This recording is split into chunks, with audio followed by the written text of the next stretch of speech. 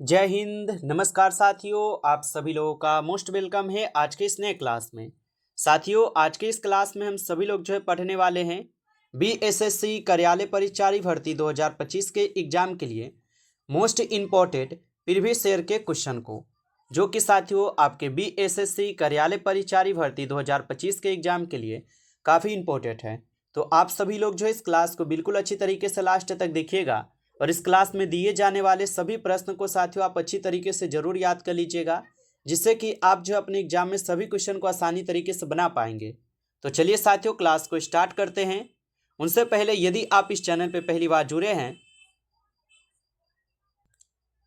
तो साथियों आप इस चैनल को सब्सक्राइब कर लीजिए और सब्सक्राइब करके साथियों आप ऑल नोटिफिकेशन को जरूर ऑल पे दबा लीजिएगा, जिससे कि जब भी कोई नई क्लास हो सबसे पहले क्लास का नोटिफिकेशन आपके पास पहुंच सके। तो साथियों आप चैनल पे पहली बार जुड़े हैं तो सब्सक्राइब जरूर कर लीजिए, साथ ही साथ आप इस क्लास को भी लाइक जरूर कर लीजिएगा।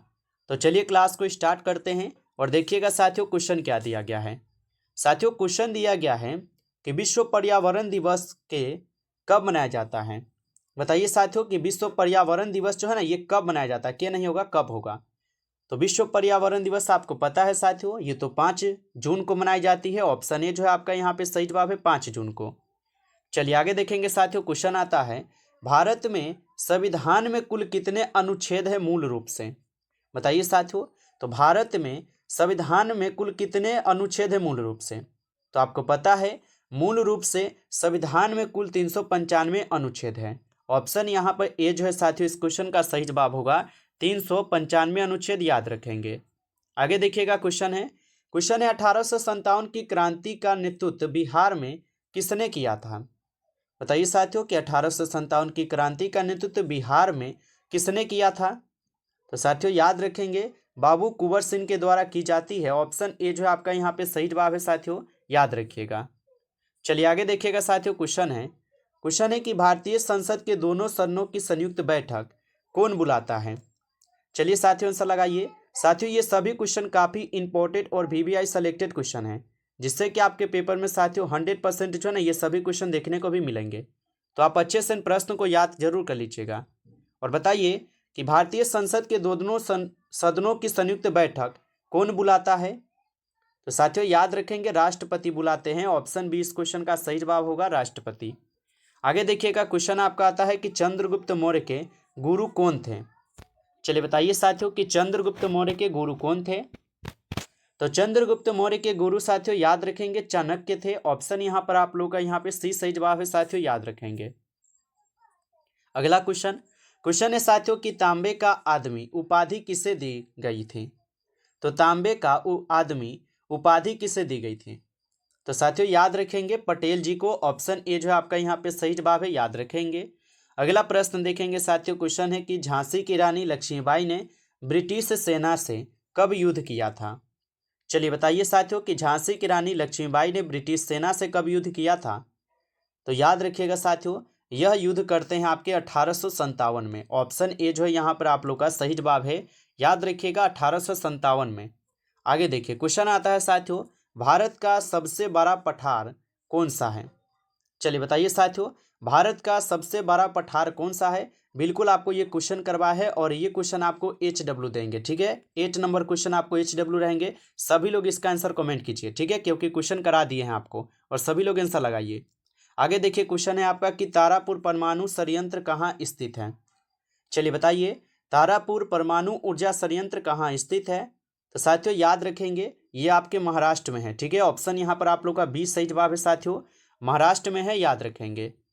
आगे देखिएगा साथियों क्वेश्चन आपका आता है कि सामाजिक न्याय के अग्रदूत किसे है ना कहा जाता है। चलिए बताइए साथियों कि सामाजिक न्याय के अग्रदूत किसे कहा जाता है। तो सामाजिक न्याय के अग्रदूत बोला जाता है साथियों ज्योतिबा फुले को। ऑप्शन यहाँ पर आप लोग का 20 सही जवाब है, ज्योतिबा फुले को। आगे देखिएगा साथियों क्वेश्चन आपका आता है डॉक्टर राजेंद्र प्रसाद किस जिले से थे। बताइए कि डॉक्टर राजेंद्र प्रसाद है ये किस जिले के थे। तो साथियों याद रखेंगे सिवान जिले से। ऑप्शन यहाँ पे सी सही जवाब है, सिवान जिला से। आगे देखेंगे साथियों क्वेश्चन है नेहरू रिपोर्ट है ये कब प्रस्तुत की गई थी। चलिए बताइएगा साथियों नेहरू रिपोर्ट कब प्रस्तुत की गई थी। तो नेहरू रिपोर्ट जो है साथियों ये प्रस्तुत की जाती है आपके 1928 में। ऑप्शन यहाँ पर आप लोग का 20 सही जवाब है 1928 में। आगे देखेंगे साथियों, यहाँ पर क्वेश्चन है कि हरित क्रांति का सबसे अधिक प्रभाव किस पर पड़ा है। तो हरित क्रांति का सबसे अधिक अगर प्रभाव देखा जाए साथियों तो ये गेहूं पर पड़ा है। ऑप्शन ए जो है आपका सही जवाब है साथियों, गेहूं पर पड़ा है, याद रखेंगे। आगे देखिएगा, क्वेश्चन आपका आता है कि बिहार राज्य की स्थापना कब हुई थी। चलिए साथियों बताइए, बिहार राज्य की स्थापना कब हुई थी। साथियों अभी तक आप लाइक नहीं किए हैं तो आप जरूर इस क्लास को ज़्यादा से ज़्यादा एक बार आप लाइक कर लीजिएगा। चैनल पे पहली बार जुड़े हैं तो आप इस चैनल को भी सब्सक्राइब कर लीजिए और सब्सक्राइब करके आप ऑल नोटिफिकेशन को जरूर ऑल पे दबा लीजिए, जिससे कि जब भी कोई नई क्लास हो सबसे पहले क्लास का नोटिफिकेशन आपके पास पहुंच सके। तो आप इस चैनल को सब्सक्राइब जरूर कर लीजिएगा।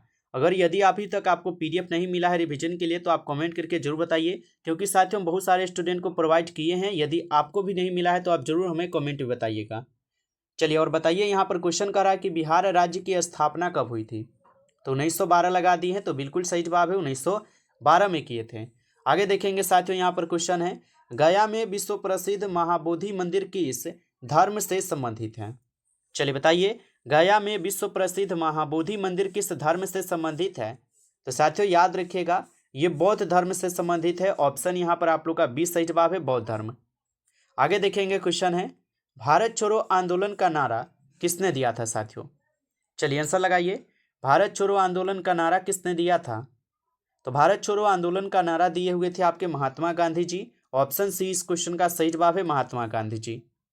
आगे देखिएगा, क्वेश्चन आपका आता है कि विश्व पर्यावरण दिवस जो है ये कब मनाया जाता है। बिल्कुल इजी क्वेश्चन है और इसका आंसर भी आप लोगों के लिए ही रहेंगे। चलिए इसका आंसर भी आप सभी लोग कमेंट करके बताएंगे इसका आंसर होगा क्या, ठीक है। इसका आंसर भी आप लोग कमेंट करेंगे। चलिए आगे देखिए, क्वेश्चन क्या है आप लोग का। क्वेश्चन आता है कि रक्त का लाल रंग क्यों होता है। चलिए बताइए, रक्त का लाल रंग क्यों होता है। तो रक्त का लाल रंग होते हैं हीमोग्लोबिन के कारण। बिल्कुल ऑप्शन ए हो जाएगा, हीमोग्लोबिन के कारण होते हैं। आगे देखिएगा साथियों, क्वेश्चन आपका आता है कि भारत के संविधान में कुल कितने अनुच्छेद हैं मूल रूप से।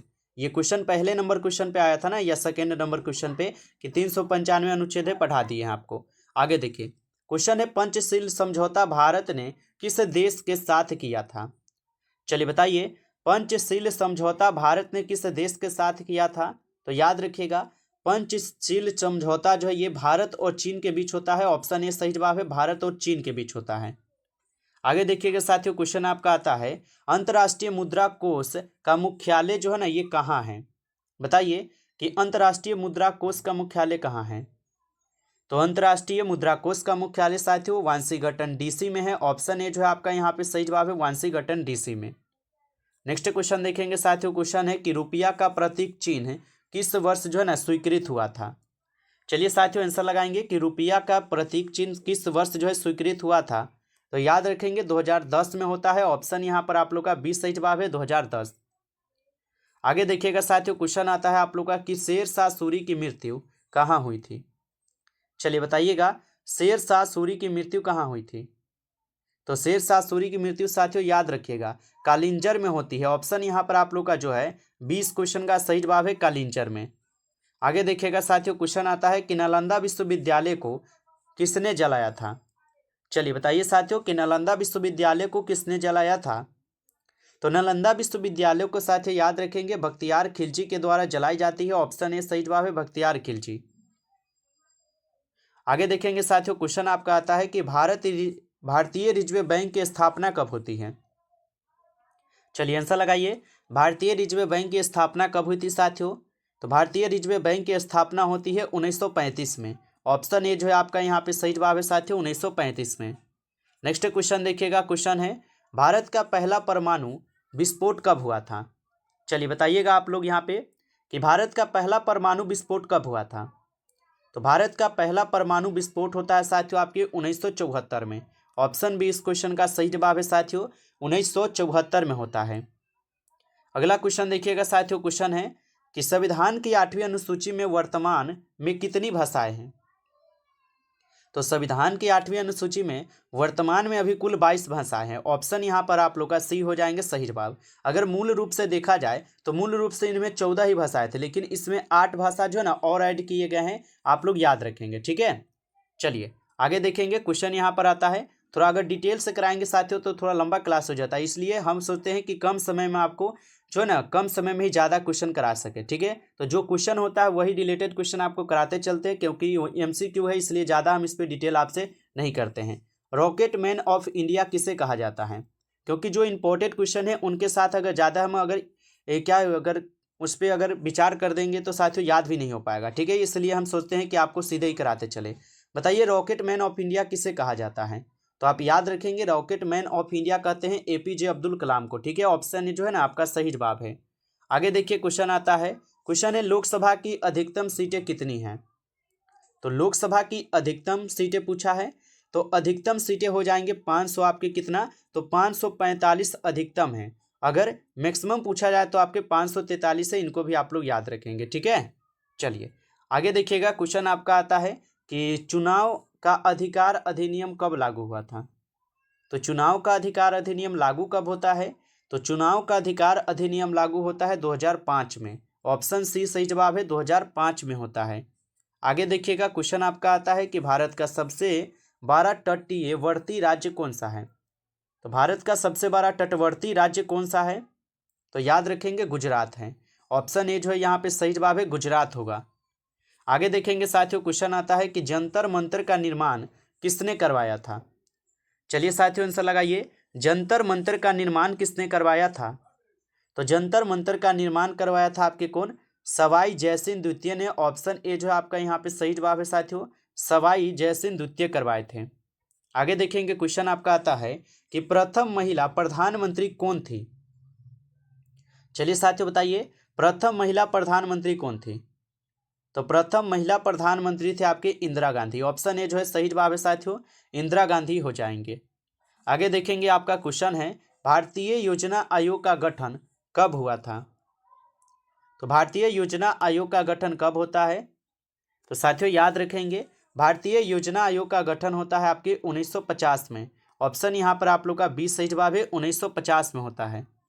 आगे देखेंगे साथियों क्वेश्चन है पृथ्वी की सबसे बाहरी परत कहलाती है?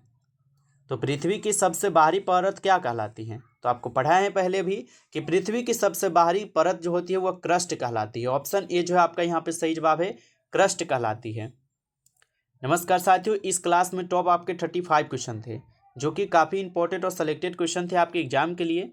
साथियों यदि आपको ये क्लास अच्छा लगा हो तो आप इस क्लास को जो है ज़्यादा से ज़्यादा लाइक कर लीजिए, और चैनल पे पहली बार जुड़े हैं तो आप इस चैनल को भी साथियों सब्सक्राइब कर लीजिए, और सब्सक्राइब करके आप ऑल नोटिफिकेशन को जरूर ऑल पे दबा लीजिए, जिससे कि जब भी कोई नई क्लास हो सबसे पहले क्लास का नोटिफिकेशन आपके पास पहुंच सके। तो साथियों आप जो इस चैनल को भी सब्सक्राइब कर लीजिएगा। चलिए फिर मिलते हैं आपसे एक नई टॉपिक के साथ नेक्स्ट क्लास में। तब तक के लिए जय हिंद, जय भारत।